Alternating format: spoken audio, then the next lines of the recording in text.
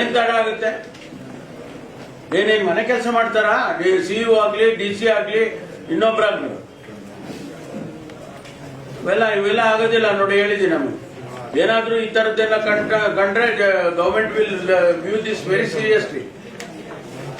ನಾವ್ ಯಾವತ್ತೂ ನಿಮ್ ತಂಟೆಗೆ ಬರೋದಿಲ್ಲ. ನಾವು ಯಾವ ತರ ಮಾತಾಡಿದ್ದೀನಿ ಯಾವನ್ಗೆ ಆದ್ರೂ ಇಒಗಳಿಗೆ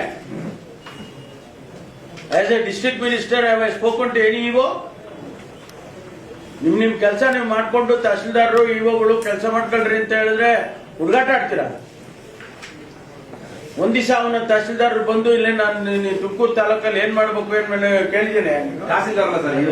ಅಲ್ಲೆಲ್ಲ ಗೊತ್ತು, ಕೇಳಿದಾನೆ ಕೇಳಿ.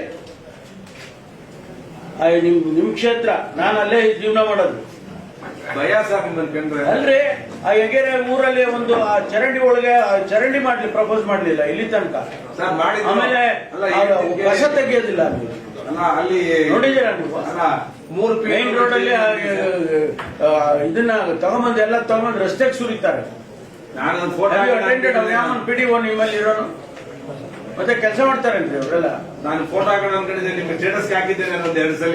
ಈ ಪರಿಸ್ಥಿತಿ ಇದೆ ನಮ್ಮ ಹೋಮ್ ಮಿನಿಸ್ಟರ್ ಪಂಚಾಯತಿ ಈ ತರ ಕೆಲಸ ಮಾಡಿದ್ರೆ ನೋಡಿ, ನಾನು ಐ ಡೋಂಟ್ ಟಾಲರೇಟ್.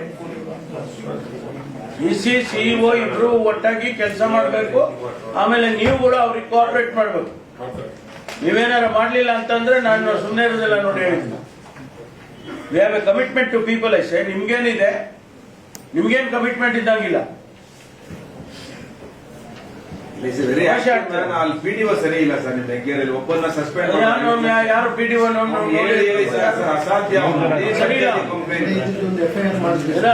FIR ಮಾಡಿ ಎಲ್ಲಾ ಮೆಂಬರ್ ಇವ್ರನ್ನ ನ್ಯಾಯ ಮಾಡಿದೆ ನಾನು. ಪಾಲಿಟಿಕ್ಸ್ ಅಲ್ಲಿ ಹೋಗಿದೆ ಸಸ್ಪೆಂಡ್ ಮಾಡ್ರಿ ಅವ್ರು. ಸರ್ ಇದೆಲ್ಲ ಭ್ರಷ್ಟಾಚಾರ. ಈ ಸ್ವತ್ತು ಈಗ ನಾವೆಲ್ಲ ತುಂಬಾ ಐತಿಹಾಸಿಕ